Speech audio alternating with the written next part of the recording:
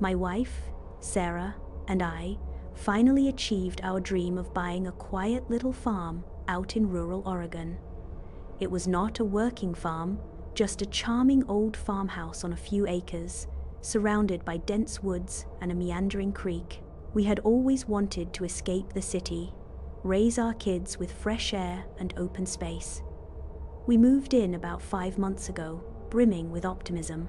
The house itself was old, built in the early 1900s, with creaky floors and a peculiar earthy smell that we attributed to its age. The previous owners had left a lot of their old furniture, which was a bonus for us, helping us save money. For the first month, it was everything we hoped for.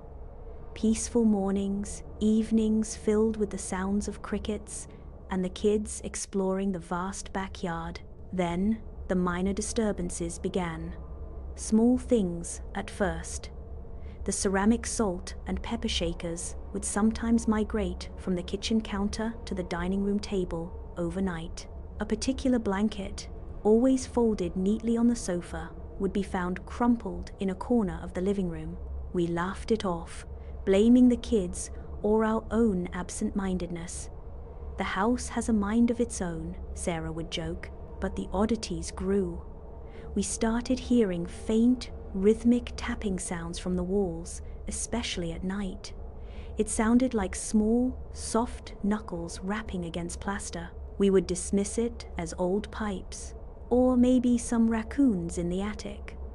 One morning, Sarah swore she smelled fresh tobacco smoke, thick and pungent, lingering in the hallway.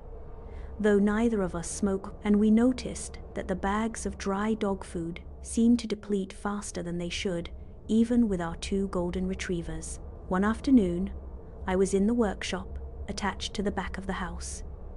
It was a dusty, forgotten space, filled with rusty tools and old lumber. I was looking for a specific wrench when I noticed something peculiar. Behind a stack of ancient, rotting plywood, partially hidden by cobwebs and a defunct lawnmower, was a section of the wooden wall that did not quite match. It looked newer, the planks a slightly different shade, and there was a faint seam where it met the older wood. It was not a door, but it looked like a panel. My stomach did a nervous flip. "Sarah," I called out, my voice tight. She came in, her eyes widening when she saw where I was looking. "What is that?" she whispered. We tried pushing on it, but it was solid. I found a crowbar and carefully began prying at the seam. With a groan of splintering wood, a section of the wall popped inward, revealing a dark, musty cavity beyond. What we saw inside made us freeze. It was not a hidden compartment for valuables. It was a tiny, makeshift living space. The air that wafted out was thick with the smell of stale air, damp earth, and that same faint tobacco scent Sarah had mentioned. My flashlight beam cut through the darkness, illuminating a thin, dirty sleeping bag rolled up on the dirt floor. Next to it, a small stack of worn paperback books, a few empty energy drink cans, and a collection of meticulously arranged, sharp, jagged rocks of various sizes. Someone had been living in there, recently. The sleeping bag looked like it had just been used. The books were fanned out as if someone had been reading, and the energy drink cans were still sticky. The horrifying truth clicked into place. The moving objects, the tapping, the tobacco smell, the disappearing dog food. It was not the house settling. It was someone. Someone who had been hiding within our walls, observing us, moving silently in our home.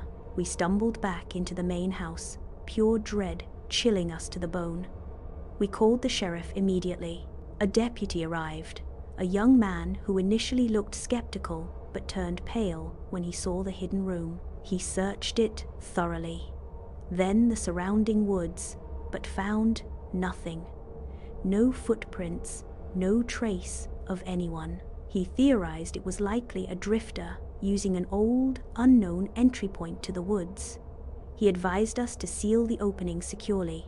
That night was terrifying. We dragged heavy furniture in front of the wall panel, blocking it completely. We boarded up any old cellar doors or windows we could find on the outside of the house, even ones we had not paid attention to before. Sleep was impossible. Every creak, every rustle outside made us jump. Around 1 a.m., as we sat in the living room with every light on, we heard it. A faint, repetitive scratching sound coming from the back wall behind the couch. Scratch, scratch, scratch. It was soft, insistent, like fingernails dragging on plaster. Our dogs, usually asleep, were suddenly alert, low growls rumbling in their chests, staring fixedly at the wall. Then the scratching stopped. A deafening silence, and then, from just outside the window, so close we could almost feel a breath, a low, guttural giggle emanated. It was a chilling sound, full of a disturbing mirth. Sarah let out a choked sob. I grabbed the heaviest fire iron I could find. The giggling continued, growing fainter, as if whoever it was slowly backing away into the dark woods. We spent the rest of the night huddled together, waiting for dawn. By the time the deputy returned, there was nothing. No signs of forced entry, no trace of anyone. He looked at us with sympathy, but his expression was clear. He thought we were just spooked. We still live in that farmhouse. We installed a full security system the very next day, and thankfully, those people have never returned. But every now and then, late at night, when the house is quiet, I swear I can still hear a faint scratching from within the walls, or a soft, disturbing giggle carried on the wind. And I know, with a cold certainty, that we were never truly alone in that house. That was the end of our story. If it made you look twice at the shadows in your home, then maybe you understand. For more true-style horror stories like this, make sure to like the video, share it with someone who sleeps too easily, and subscribe to our channel for the next tale you should never ignore.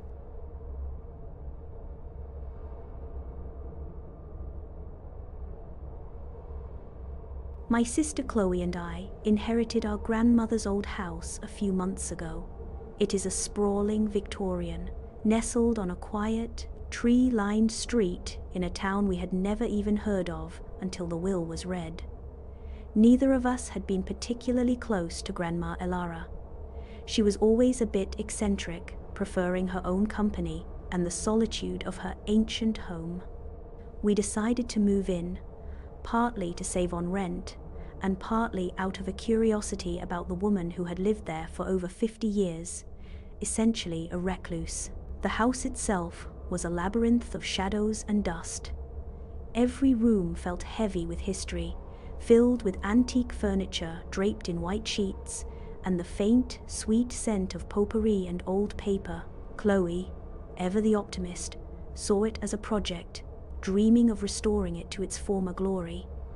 I, on the other hand, felt an immediate sense of unease. It was not just the dust. It was the silence, too profound for such a large house. We started with the living room, stripping wallpaper and hauling out ancient armchairs. That was when the discrepancies began.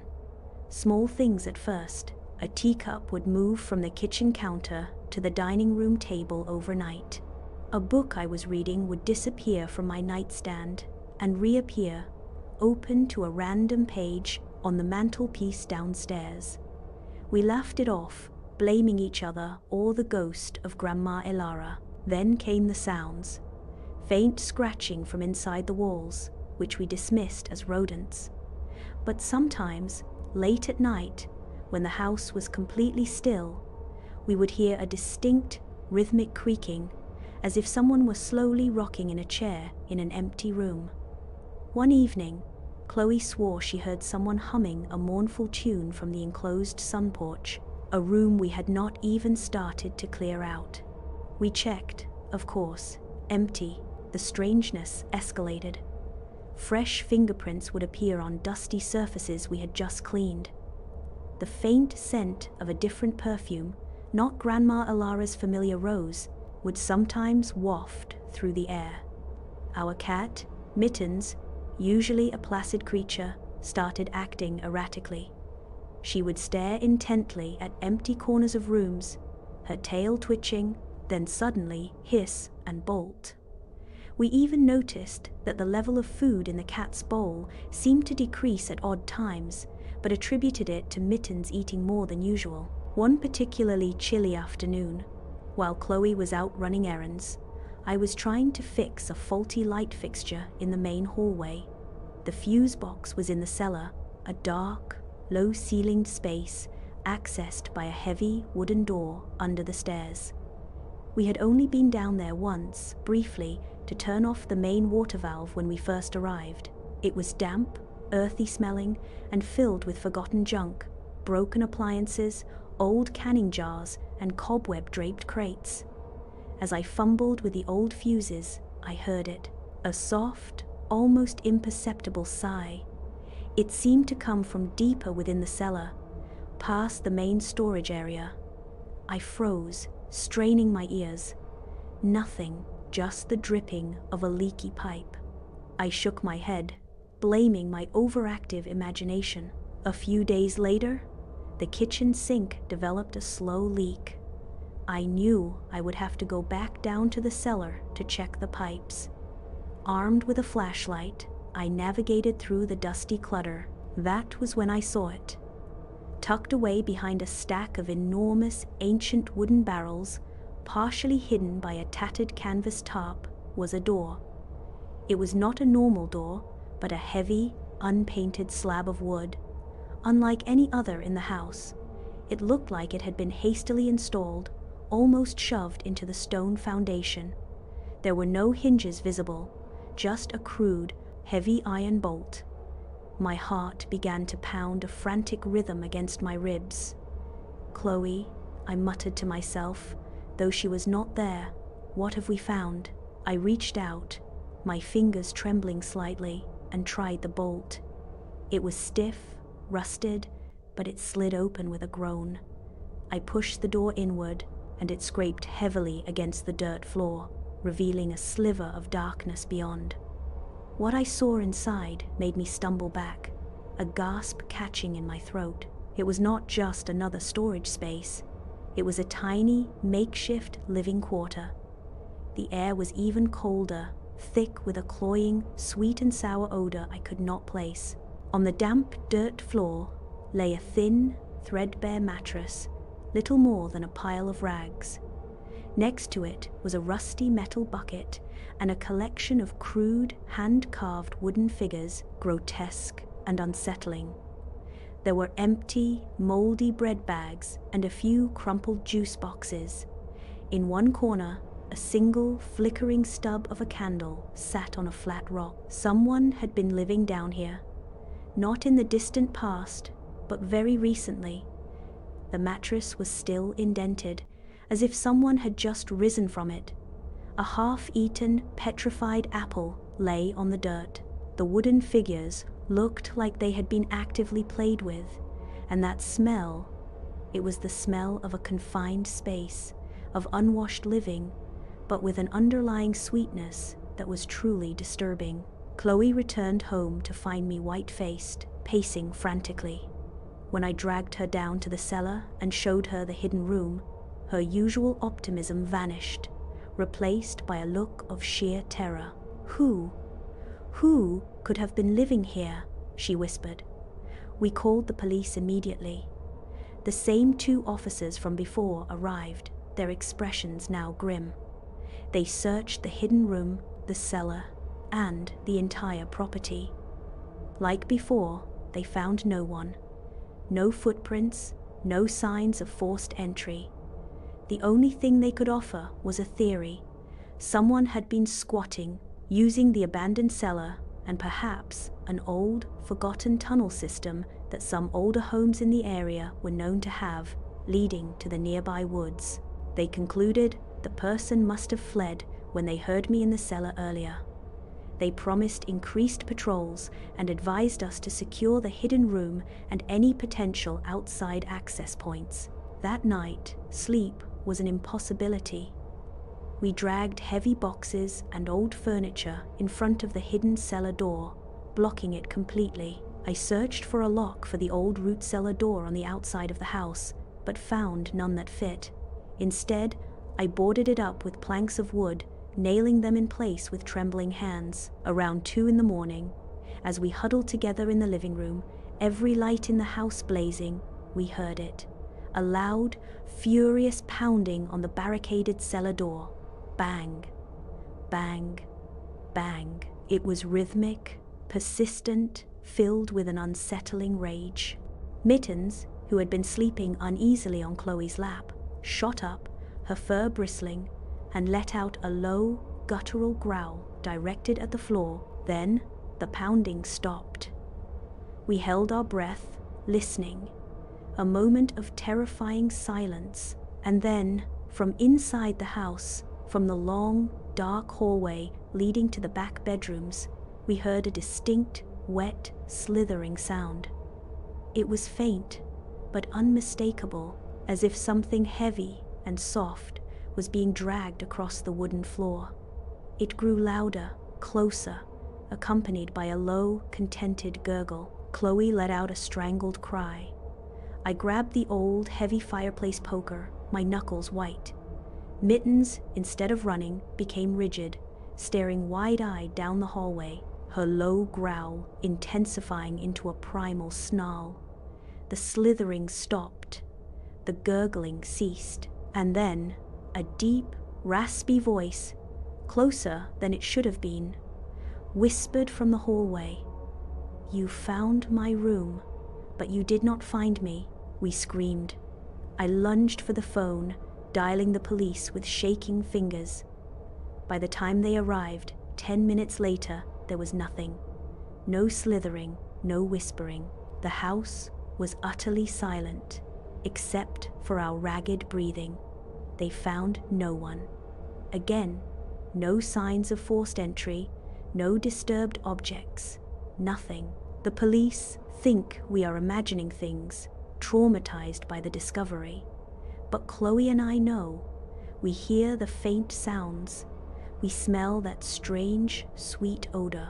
We see the slight indents on the recently dusted surfaces. And sometimes, when we are alone in a room, we feel a cold breath on our neck. They did not leave. They are still here, hidden within the walls, within the very fabric of this house. And they are waiting. My brother and I no longer speak. We sold the house to the bank. We never went back for the rest of our things. We do not speak of the room or what was inside it. I do not know if the thing that whispered to us is still down there. But some nights, when I lie in bed, I hear soft dragging sounds beneath the floor. And sometimes, I remember that quiet voice from the dark, low and trembling. "You did not find me. I let you see me." That was the end of the story. If your heart is still steady and your lights are still on, we invite you to join us again. Subscribe for more horror tales like this. Like the story if it chilled you.